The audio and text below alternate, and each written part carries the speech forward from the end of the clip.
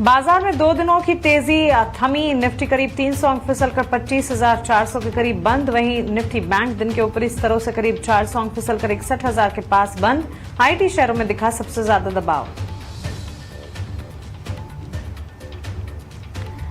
AI disruption से IT शेयरों की लगातार 5वें दिन पिटाई। निफ्टी आईटी 4.5% टूटकर जुलाई 2023 के निचले स्तर पर। परसिस्टेंट टेक महिंद्रा और एचसीएल टेक्नोलॉजीज में 6 से 7% की कमजोरी। कोफोर्ज इन्फोसिस और टीसीएस 4 से 6% फिसले। आईटी के कमजोर सेंटिमेंट और मांग में कमजोरी की चिंता ने उड़ाई रियल एस्टेट शेयरों की रंगत। प्रेस्टीज, सिग्नेचर और गोदरेज प्रॉपर्टीज 3 से 5% फिसले। लोढ़ा, शोभा और डीएलएफ भी 2% तक कमजोर। फार्मा शेयरों में मिला जुला एक्शन। नैटको फार्मा करीब 6% चढ़ा। सेमाग्लूटाइड लॉन्च करने के लिए एरिस लाइफ साइंसेज से करार। टोरेंट फार्मा और औरबिंदो 1 से 2.5% ऊपर, लेकिन पिरामल फार्मा 2% फिसला। एक्सपोर्ट्स पर टैक्स में राहत कम करने से टेक्सटाइल शेयरों पर दबाव। गोकुलदास एक्सपोर्ट और वर्धमान टेक्सटाइल 1 से 5% नीचे। वहीं अरविंद ट्राइडेंट में भी 2% तक की गिरावट। भारतीय एयरटेल का शेयर 3% टूटा। फाइनेंशियल सर्विसेज सेक्टर में एंट्री का किया ऐलान। एनबीएफसी सब्सिडरी एयरटेल मनी में करेगी 20,000 करोड़ रुपए का निवेश। क्विक कॉमर्स कंपनी इटर्नल और स्विगी में गिरावट जारी। एआई डिसरप्शन का इटर्नल पर भी दिखा असर। शेयर 5% टूटा। 2 दिनों में करीब 10% फिसला। स्विगी में भी करीब 3% की गिरावट। क्लीन मैक्स एनविरो एनर्जी सोल्यूशन के आईपीओ को सुस्त रिस्पांस। दूसरे दिन अब तक 45% भरा। वहीं गॉडियम आईवीएफ में पैसा लगाने का आज आखिरी दिन। तीसरे दिन तक करीब 6 गुना से ज्यादा हुआ सब्सक्राइब। और पीएनजीएस रेवा डायमंड ज्वेलरी का आईपीओ पहले दिन अब तक 59% भरा। कंपनी की 380 करोड़ रुपए है जुटाने की योजना।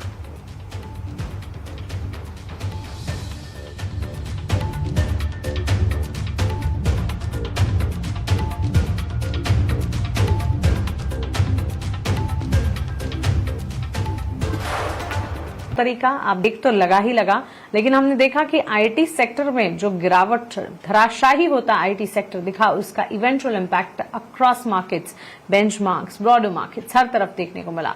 चुनिंदा बैंक्स, फाइनेंशियल्स और फार्मा पॉकेट्स को छोड़ दीजिएगा तो उसके अलावा लगभग सारे सेक्टर्स में गिरावट हावी होती हुई नजर आई। निफ्टी करीब 300 अंक फिसलकर 25,400 के करीब बंद हुआ। निफ्टी बैंक दिन के ऊपरी स्तरों से करीब 400 अंक टूटा और दिन की शुरुआत में निफ्टी बैंक की स्थिति फिर भी बेहतर थी, लेकिन दिन के अंत तक निफ्टी बैंक भी लाल निशान के साथ टूटता हुआ। आईटी शेयरों में दबाव। निफ्टी आईटी इंडेक्स करीब 1500 अंक टूट चुका। सेंसेक्स में भी भारी बिकवाली का दबाव देखने को मिला। ब्रॉडर मार्केट यानी छोटे मझौले स्टॉक्स में भी गिरावट के साथ ही कामकाज नजर आया। आईटी सेक्टर में गिरावट का रब ऑफ इफेक्ट जो है वो कह सकते हैं कि tech counters, food delivery spaces, platform कंपनियां जैसे कि इटर्नल, उन पर भी देखने को मिला। रियल एस्टेट सेक्टर पर भी गिरावट रही। फार्मा ने डिफेंसिव्स का काम किया। टेक्सटाइल ऑफकोर्स खबर के दम पर जो एक्सपोर्टर्स पर टैक्स में राहत कम करने की खबर आई, उसके बाद टेक्सटाइल शेयरों में दिन की शुरुआत से ही गिरावट हावी होती रही। और इसके अलावा क्विक कॉमर्स कंपनियां जैसे कि मैं बता रही हूं, इटर्नल, स्विगी में भी एक रब ऑफ इम्पैक्ट आता हुआ आईटी सेक्टर की गिरावट का दिखा। लेकिन यहां से आगे अटकलें कई सारी, सवाल कई सारे। आने वाले सेशन में आप करेंगे क्या?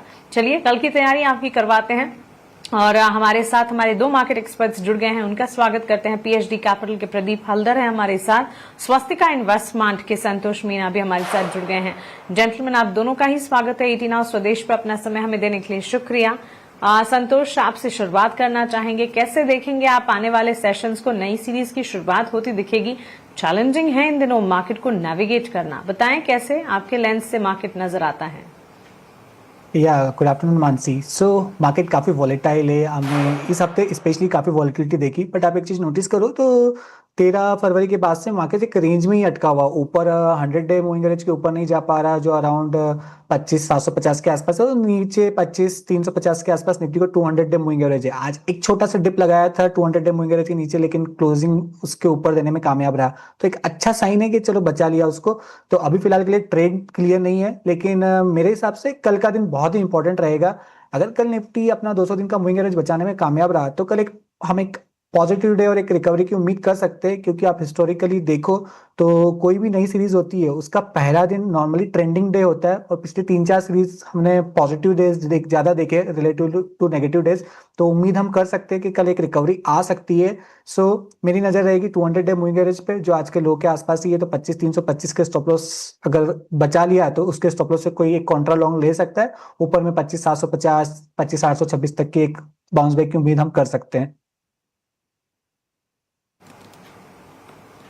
ऑलराइट, तो चलिए इंडेक्स पर ये एक नजरिया फिलहाल संतोष की तरफ से। प्रदीप, आपका भी स्वागत है। बताएं, बाजार में सेक्टर स्पेसिफिक हमने देखा फार्मा स्पेस बाजार को संभाल रहा था, लेकिन उसके इतर लगभग सभी सेक्टर, सभी पॉकेट्स में बैंक्स एंड फाइनेंशियल्स की भी बात करनी चाहिए, वहां से भी सपोर्ट्स हैं। बट अदरवाइज अगर आप देखेंगे auto, financial services, real estate, IT सब टूटते हुए नजर आए। कैसे दिखेगा आने वाले सेशन? आपको एंड 18 और स्वदेश के सारे दर्शकों को एक स्टैंडर्ड डिस्क्लेमर रहेगा जितने भी स्टॉक्स को लेके मैं बात करने वाला हूँ। कोई भी स्टॉक्स पे हमारा या मेरा कुछ भी कॉन्फ्लिक्ट ऑफ इंटरेस्ट नहीं है, एंड ऐसा ही राय हम कुछ क्लाइंटों को भी देते हैं। हो सकता है कुछ कॉल उनके पास हो, हमारे पास नहीं है। एक बार पीसीआर टीम को भी रिक्वेस्ट करूंगा डिस्क्लेमर चला देना मेरा। देखिए, ओवरऑल अगर हमने देखा कि फाइनेंस, एनबीएफसी एंड जितने भी ऑटो काउंटर्स, स्पेशली आईटी, सब में ही एक सेलिंग प्रेशर देखने को मिला है। मुझे लगता है कि कहीं ना कहीं ये सेलिंग प्रेशर थोड़ा अभी भी कंटिन्यू रह सकता है। अगर मार्केट में ही अगर हम देखेंगे, एक रेंज बाउंड मार्केट बहुत टाइम से चल रहा है। 25,350 से लेकर 25,900 के आसपास एक रेंज के अंदर मार्केट चल रहा है। मैं समझता हूँ कि निफ्टी आईटी में ओवरऑल जो एक प्रेशर है, इसके वजह से आज थोड़ा सेंटीमेंट बिगड़ा हुआ था। इनफैक्ट लास्ट 2 हफ्ते से नॉन स्टॉप चल रहा है। मैं समझता हूँ कि अभी भी ये कंटिन्यू रह सकता है, क्योंकि 26,000 से पहले कुछ भी सपोर्ट निफ्टी आईटी में भी मैं ढूंढ नहीं पा रहा हूँ। So it will take some time, क्योंकि ओवरऑल जियो पॉलिटिक्स जो टेंशन है अभी भी कंटिन्यू है। एंड ट्रम्प साहब नेक्स्ट क्या करेंगे उसके ऊपर भी बहुत सारा कुछ डिपेंड है। अभी जो नेगोशिएशन यूएस के साथ इंडिया का ट्रेड डील को लेके वो भी चल रहा है। तो कहीं ना कहीं आज जो लास्ट ट्रेडिंग सेशंस था, वीकली एक्सपायरी था, एंड कहीं ना कहीं वो एक्सपायरी के चलते भी मार्केट में थोड़ा हाई वॉलेटिलिटी देखने को मिल रहा था। मैं समझता हूँ कि आने वाला नेक्स्ट 3 से 4 दिन बहुत ही इंपॉर्टेंट है। बैंक निफ्टी में कभी भी अगर आपको 59,650 के आसपास आता है तो आपको एक बाय ऑन डीपी रणनीति यहाँ पे रखना चाहिए। निफ्टी में भी अगर आपको 25,000 के नीचे ब्रेक हो जाता है तब तो थोड़ा दिक्कत होगा, लेकिन उसके ऊपर जब तक है रेंज बाउंड ही रहना चाहिए। और क्वालिटी स्टॉक्स एक्युमुलेशन करते रहिए पोर्टफोलियो में। ओके, क्वालिटी स्टॉक्स जहां गिरावट मिल रही है, इस गिरावट का फायदा उठाते हुए अच्छे पेडिग्री वाले स्टॉक्स जो है उन्हें एक्यूमुलेट करें, अपने पोर्टफोलियो का गठन करते रहें। ये राय फिलहाल हमें मिलती हुई। चलिए सवाल जवाब का सिलसिला शुरू करते हो। एक एक कर हमारे व्यूवर्स के जो सवालात हैं उन पर जवाब हमारे एक्सपर्ट से लेते हैं। संतोष, पहला सवाल अनिकेत का है। अनिकेत सिंह लिखते हैं, भारत डायनेमिक्स लिमिटेड के इन्होंने 12 शेयर्स खरीदे हैं और इन शेयर्स में अपने एंट्री लेवल जो है 1290 के वो सुझा रहे हैं। 1242 के स्तर पर भारत डायनेमिक्स लिमिटेड का स्टॉक जो है वो लास्ट क्लोज होता हुआ नजर आया है। और इन दिनों खबरों की अगर बात करें, डिफेंस स्पेस है जो कि फोकस रेडार पर है, और ब्रोकरेजेस भी बात कर रहे हैं डिफेंस स्टॉक्स की। टारगेट प्राइसेस की अगर बात करें तो इन डिफेंस स्टॉक्स को लेकर बजट से ठीक पहले भी ये फोकस रेडार पर थे, और उसके बाद हमने देखा एक वॉलेटाइल मूव नजर जरूर आया। ऑलमोस्ट 3% की गिरावट, सेलिंग प्रेशर हमने देखा था डिफेंस पीएसयूज में जब नजर आई, तो भारत डायनेमिक्स में भी दिखी थी। लास्ट ट्रेड में भी 3% की गिरावट के साथ एक क्लोज हुआ है। क्या राय होगी हमारे व्यूअर के लिए? यस मानसी, बीडीएल की बात करें तो एक वीकनेस नजर आ रही है। अगर हम पीएसयू स्पेस की बात करें तो ओवरऑल पीएसयू स्टॉक्स अच्छा कर रहे हैं, लेकिन ये कहीं ना कहीं एक डिफेंस स्टॉक्स में डिस्ट्रीब्यूशन देखने को मिल रहा है, क्योंकि इस स्पेस ने पहले आउट परफॉर्म किया था और प्री बजट इसमें काफी ज्यादा होप्स थी, लेकिन उसके बाद से इसमें एक डिस्ट्रीब्यूशन देखने को मिल रहा है। तो मुझे लगता है और वीकनेस का रिस्क रहेगा। अभी इमीडिएटली जो प्रीवियस स्विंग लो था 1220 के आसपास, अगर वो बचा लेता है तो कुछ रिकवरी की हम उम्मीद कर सकते हैं, लेकिन अगर 1220 ब्रेक करता है तो और नीचे वीकनेस बढ़ सकती है। 1,000 रुपए तक भी स्टॉक आने वाले दिनों में स्लिप कर सकता है। लेकिन अगर आपका लंबी अवधि का नजरिया है तो पैनिक नहीं करना चाहिए। कोई बड़ी गिरावट आती है, हेल्दी करेक्शन आता है तो और खरीदारी का मौका बनेगा। अभी फिलहाल मार्केट का सेंटीमेंट इतना अच्छा नहीं है और डिफेंस स्टॉक्स में ओवरऑल एक करेक्शन मोड में है। तो मुझे लगता है अभी फिलहाल के लिए तो अगर फ्रेश खरीदारी की सोचे तो दूर रहे, लेकिन आपके पास बने हैं लॉन्ग टर्म के लिए तो बने रहना चाहिए। राइट, तो चलिए पोजीशन अगर है लंबी अवधि का नजरिया बनाकर चल रहे हैं तो एक बार के लिए पोजीशन को इंटैक्ट रखने के बारे में भी बीडीएल में आप सोच सकते हैं। हालांकि इस स्टॉक में हम डाउन ट्रेंड्स देख रहे हैं, लेकिन आपके लेवल का आने का इंतजार करें, वक्त वक्त पर इसे रिव्यू करते रहें, ये राय। प्रदीप, टीवीएस श्री चक्र पर आनंद सेठ का सवाल है। 28 शेयर्स इन्होंने खरीदे हैं, 3,900 अपने एंट्री लेवल बता रहे हैं। वहां से तो स्टॉक में हमने देखा है मजबूती आई है। इनकी खरीदारी कुल मिलाकर 28 शेयर्स की है। 4,010 के लेवल पर यह स्टॉक लास्ट क्लोज हुआ है। टीवीएस श्री चक्र की ही अगर बात करें, पिछले साल हमने देखा था टुवर्ड्स ईयर एंड स्टॉक में आफ्टर द रिजल्ट्स की हाइलाइट्स जो आते दिखे, उसके बाद प्राइस डिक्लाइंस भी नजर आए थे। हालांकि इनकी खरीद से तो ऊपर गया है स्टॉक, ऑलमोस्ट 3,000 का मुनाफा भी है। क्या मुनाफा बांध लेना चाहिए? करीब 1.25% की गिरावट पर लास्ट क्लोज दिखा है यहाँ पर।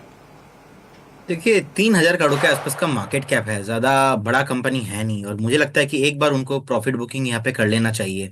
और बाई चांस कभी भी 3,650 इसके नीचे आता है तो अगेन 3,000 के आसपास आने का हाई पोटेंशियल इसमें है। क्योंकि इसमें वॉल्यूम भी ज्यादा होता नहीं है, ऑलरेडी आप प्रॉफिट में हो, एक बार प्रॉफिट बुक करने का सलाह रहेगा इसमें। ठीक है, एक बार एग्जिट कर जाएं, यही राय आपको मिलती हुई, और इस पर फोकस करके चलना चाहिए आपको। एक बार प्रॉफिट बुक कीजिए। अच्छे स्टॉक्स हमारे एक्सपर्ट से जाएंगे, उनमें एंट्री के बारे में आप सोच सकते हैं। एलेक्स ने पुणे से सवाल पूछा है, संतोष, शक्ति पंप्स पर 3 महीने का नजरिया एक तो ये बनाकर चल रहे हैं शक्ति पंप्स के स्टॉक प्राइस में। इनकी खरीद के लेवल्स आपके सामने रख देते हैं और लास्ट क्लोज शक्ति पंप्स का भी देख लेते हैं। स्टॉक में हमने देखा है यहाँ पर ऑलमोस्ट 3.5% की गिरावट पर 538 के लेवल्स पर क्लोजिंग आई है। 15 शेयर्स इन्होंने 686 के स्तर पर लिए हैं, वहां से नीचे गया है स्टॉक क्योंकि छोटी मात्रा में खरीद है। 2-2.5 हजार का नुकसान झेल रहे हैं। शक्ति पंप्स पर राय क्या होगी? मुझे लगता है मानसी, यहाँ पर एक रिस्क बन रहा है क्योंकि इसमें की सपोर्ट लेवल था अराउंड 550 के आसपास, जहां से दिसंबर में एक बड़ी रैली आई थी, वो आज इसने ब्रेक किया है, तो एक क्लियर ब्रेकडाउन नजर आ रहा है, तो एक रिस्क ओपन करता है कि स्टॉक में एक डीप करेक्शन आ सकता है। तो बेटर है अगर अभी आप बहुत ज्यादा लॉस में नहीं हो तो अभी लॉस बुक करके बाहर हो जाए, कहीं बेटर अपॉर्चुनिटी सर्च करें। ठीक है, एक बार एग्जिट करने के बारे में ही सोचें, ये राय हमारे व्यूअर के लिए एक्सपर्ट की तरफ से आती हुई दिखी है। शक्ति पंप्स में 537 के लेवल पर 3.5-4% की गिरावट है। एलेक्स जी, निकल जाना चाहिए आपको इस स्टॉक से।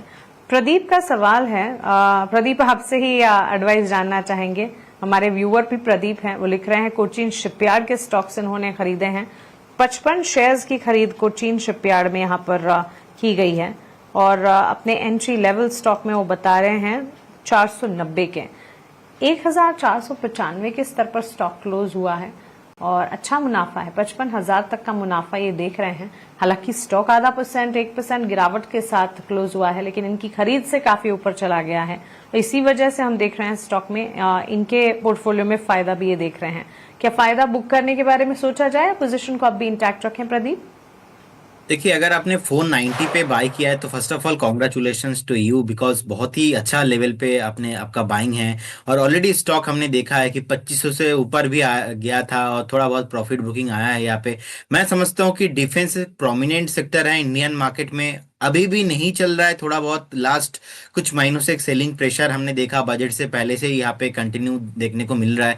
लेकिन 1200-1250 के आसपास एक स्ट्रॉन्ग सपोर्ट है और आपके बाइंग देख के लग रहा है कि आप लॉन्ग टर्म इन्वेस्टर्स हो, तो यहाँ पे कुछ भी प्रॉब्लम नहीं है। जिस दिन स्टॉक अगेन 1650 1700 के ऊपर सस्टेन होता है, 1650 1700 के ऊपर सस्टेन होता है, तो फिर से आपको एक बार 2250 2500 के आसपास आते हुए दिखाई देंगे। तो बिल्कुल अभी तो आप बने रहिए, बेचिए मत। आपका लॉन्ग टर्म अगर व्यू है तो होल्ड करने का ही मैं सलाह दूंगा उनको।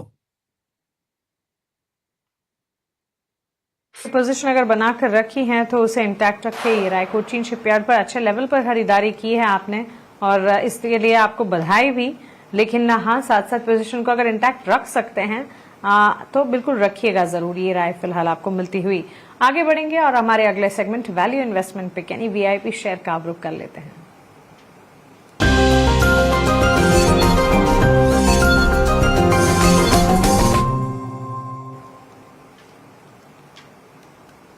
संतोष, आपसे शुरुआत करना चाहेंगे वैल्यू इन्वेस्टमेंट पिक लंबी अवधि को ध्यान में रखते हुए क्या होंगे आज के वीआईपी शेयर आपकी तरफ से? यस मानसी, वैसे मैंने 2 ट्रेडिंग पिक्स दिए थे, बट दोनों ही स्टॉक ऐसे मुझे लगता है कि उसको वीआईपी शेयर्स में ऐड किया जा सकता है। दोनों ही स्टॉक्स अपने 52 वीक हाई के आसपास है। तो अडानी पोर्ट्स मुझे लगता है यहाँ पर एक फ्रेश ब्रेकआउट आया है, क्लासिकल फ्लैग फॉर्मेशन का ब्रेकआउट आ रहा है और मल्टी ईयर ब्रेकआउट देखने को मिल रहा है। तो ऑन इमीडिएट बेसिस आपको 1600 के टारगेट देखने को मिल सकते हैं, लेकिन आप थोड़ा सा लंबी अवधि का नजरिया रखते हैं तो आपको 1850 तक की भी एक अपसाइड देखने को मिल सकती है। दूसरा टाटा स्टील, ये स्टॉक भी अपने ऑल टाइम हाई के आसपास है। स्टील स्टॉक्स काफी अच्छा कर रहे हैं। अब मुझे लगता है स्टील स्टॉक्स में यहाँ से आउट परफॉर्मेंस देखने को मिलेगा।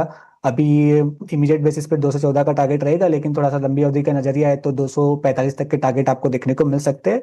और वेरी शॉर्ट टर्म में 207 का स्टॉप लॉस रहेगा और थोड़ा सा बड़ा नजरिया है तो 185 का स्टॉप लॉस लगाकर आप काम कर सकते हैं।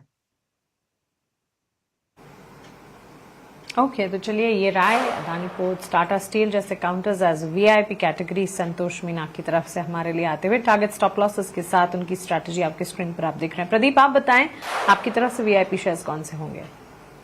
जी बिल्कुल, देखिए मेरे तरफ से भी 2 कॉल रहेगा। पहला जो कॉल है वो रहेगा एनटीपीसी। एनटीपीसी का चार्ट बहुत ही प्रोमिनेंट लग रहा है मुझे। एक ascending triangle pattern based form में यहाँ पे ब्रेकआउट हुआ है और ये जो नेक्स्ट रेजिस्टेंस मैं देख पा रहा हूँ 410 के आसपास है, उससे पहले कुछ भी नहीं है। सो इमीडिएट लेवल पे मुझे लगता है कि 392 का फर्स्ट टारगेट, उसके बाद 410 आना चाहिए। 365 का एक स्टॉप लॉस मेंटेन करना चाहिए। व्यू 3 से 4 दिन का यहाँ पे हम लेके जा सकते हैं। मैक्सिमम आपको यहाँ पे 5 to 6 डेज लग सकता है। तो बहुत ही बढ़िया फॉर्मेशन है, एक पैराबोलिक फॉर्मेशन, उसके बाद बेस भी अच्छे से हुआ है। सो बिल्कुल बाई करके जाइए। सेकंड जो स्टॉक रहेगा वो है सीसीएल प्रोडक्ट्स।